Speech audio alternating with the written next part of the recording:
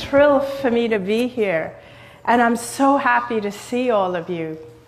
You know, one of the biggest reasons that I'm happy to be here is because I shouldn't be alive today.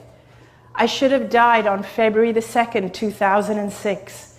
That was supposed to be my last day here in this physical life. Because on that day, the doctors had told my husband and my family that I only had a few more hours to live. I was dying from end-stage lymphoma, which is a form of cancer of the lymph nodes. I had struggled with cancer for 4 years up to that point. For 4 years, this disease had devoured my body. It had traveled through my lymphatic system. It started with a lump in my neck, and then it spread throughout my lymphatic system. And by that point, by the end of 4 years, I had tumors, some of them the size of lemons, that had spread from the base of my skull, all around my neck, down into my chest, under my arms, and all the way to my abdomen. By that point also, even before I had gone into the coma, my lungs had been filled with fluid. And every time I would lie down, I would choke on my own fluid. My muscles had completely deteriorated, so I weighed about 85 pounds. I looked like just a skeleton with skin on.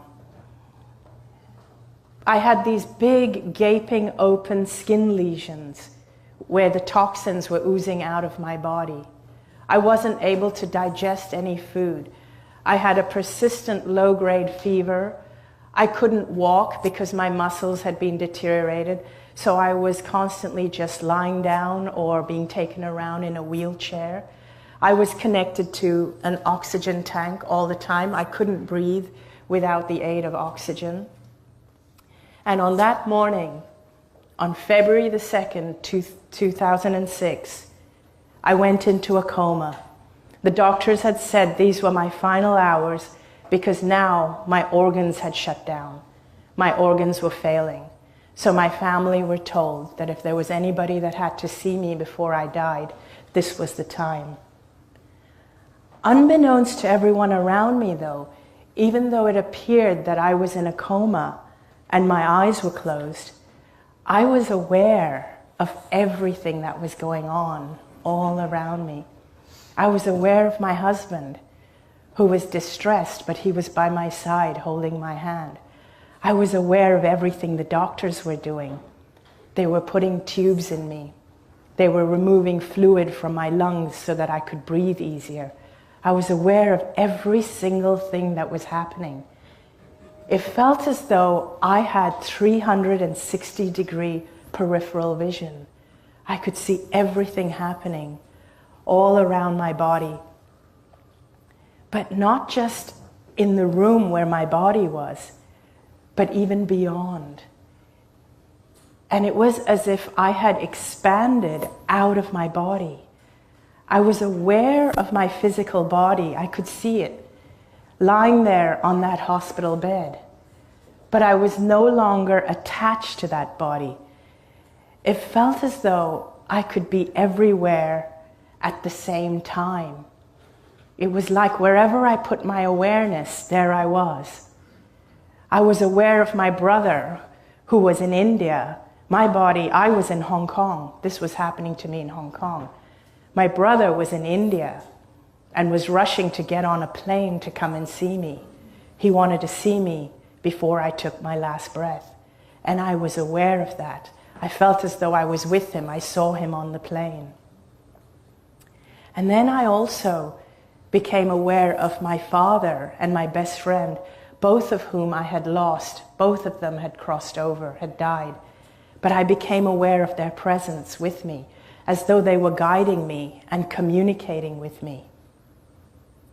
One thing that I felt in this amazing, expansive state, I felt I was in like a realm of clarity, where I understood everything. I understood why I had cancer.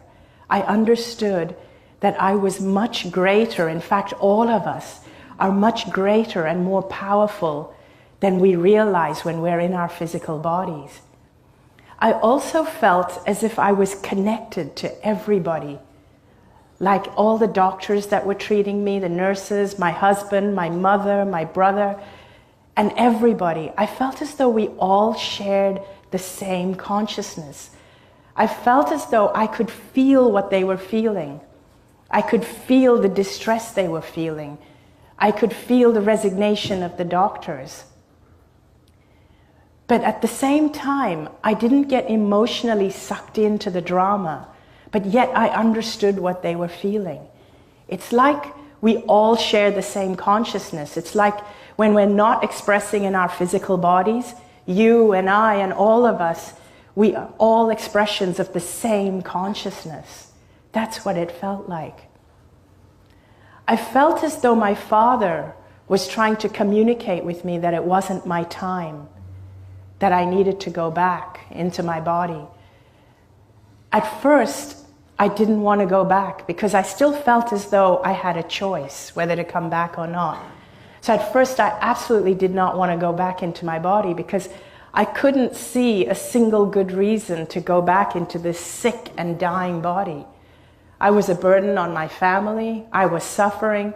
There was no good reason, so I didn't want to go back. But in the next instant, it felt as if I completely understood that now that I knew what I knew, and because I understood what caused the cancer, I knew that if I chose to go back to my body would heal very, very quickly. And so, in that moment, I made the decision to go back, and I heard as though my father and my best friend said to me, now that you know the truth of who you really are, go back and live your life fearlessly. And it was in those moments that I woke up from the coma. And my family was so relieved to see me. And the doctors, they couldn't explain it. The doctors were there and they were surprised, but they were being very, very cautious because there was no way of knowing. I was still so weak. There was no way for anyone to know whether I was going to stay out of the coma or heal or go back.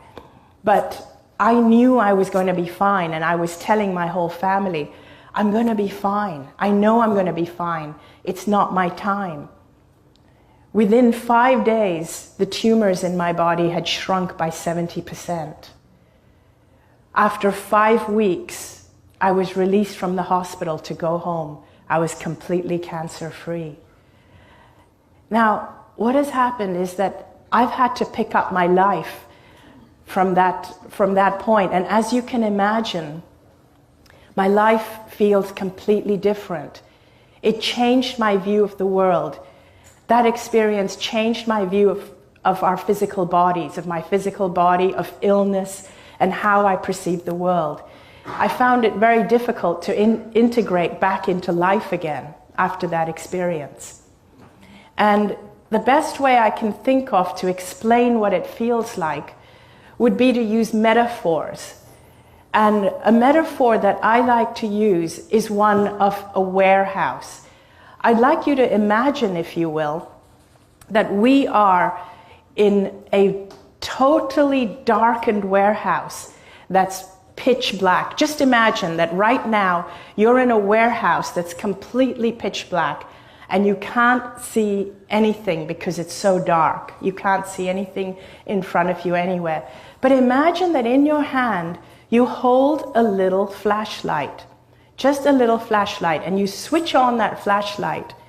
And with that flashlight, you navigate your way through the dark. And you use just the beam of that little flashlight to navigate your way in the dark. And everything that you see in the warehouse is only what you can see with the beam of that flashlight. Now imagine if the beam is shining over there, all you see is what's over there. Everything else is in darkness. You shine the beam over there, and all you see is that spot there. Everything else is in darkness except for the light of the beam. Now imagine one day, big floodlights go on, so the whole warehouse is illuminated. and you realize this warehouse is huge. It's bigger than you've ever imagined it to be. And it's lined with shelves and shelves and shelves of all kinds of different things. Every kind of thing you can imagine and things you can't even imagine all exist on these shelves, side by side by side. Some of these things are beautiful, some not so beautiful, some large, some small, some things in colors you've never ever seen before, colors you've never imagined to exist, and some things that are strange and funny looking, all exist side by side. And you've seen some of them before with your flashlight, but many of them you've never seen before because your flashlight had never shone on it. Now imagine if the lights go back off again and you're back to one flashlight. Now even though all you can see is what you see with the one flashlight, the beam of one flashlight, at least you now know there is so much more that exists simultaneously and alongside the things that you can see. You now know that just because you cannot see them, you cannot experience it, doesn't mean it doesn't exist. You now know that because you've had that experience.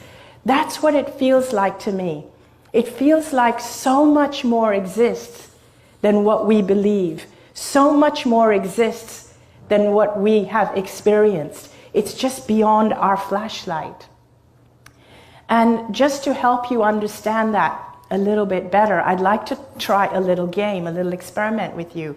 I want you to look around the room and find everything you can that is shades of red, everything from red to burgundy. Just look around and commit it to your memory. As many as possible, commit it to your memory, because I'm going to ask you to recall it. Okay, close your eyes, face the front. Now, how many things can you recall that are blue in color? Almost none. Think about it, almost. Now open your eyes and look around. See how many blue things there were that exist alongside the red, but you didn't even notice it. You didn't see it. Why? Because you weren't aware of it. The beam of that flashlight, what is that? That is your awareness. That beam is your awareness. When you flash your awareness on something, it becomes your reality. It becomes what you experience. There can be something else that's right under your nose, but if your flashlight is not shining on it, you won't even notice it. You won't even be aware of it.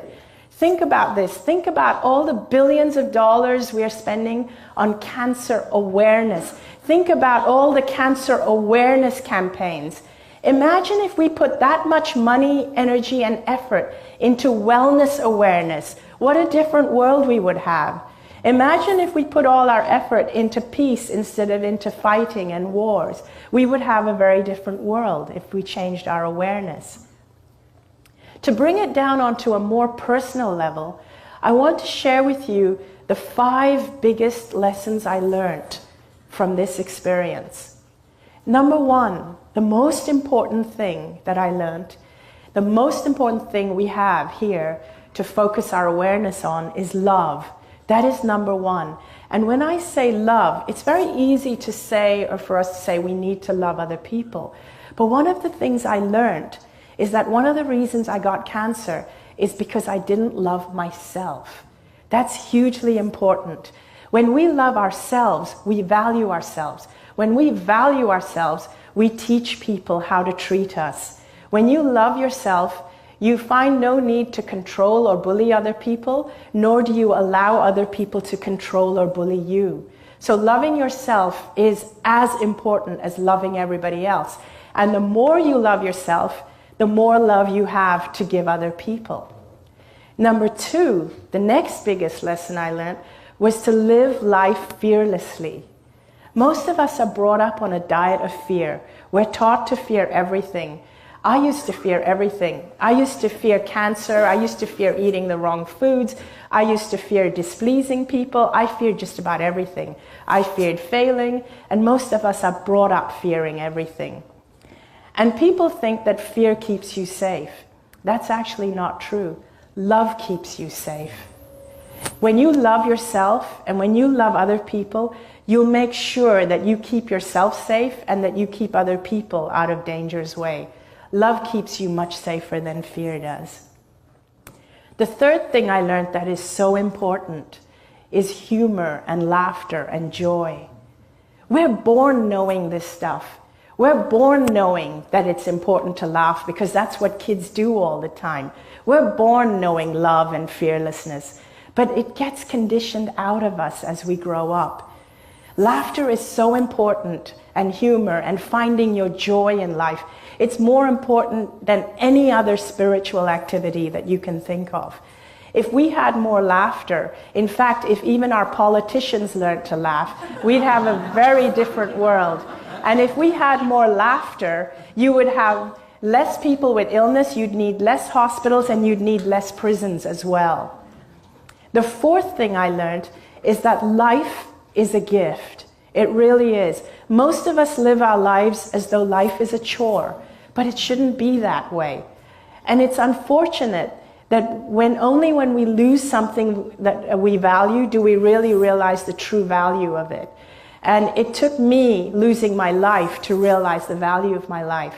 And I don't want other people to make the same mistake, which is why I'm standing here sharing my message.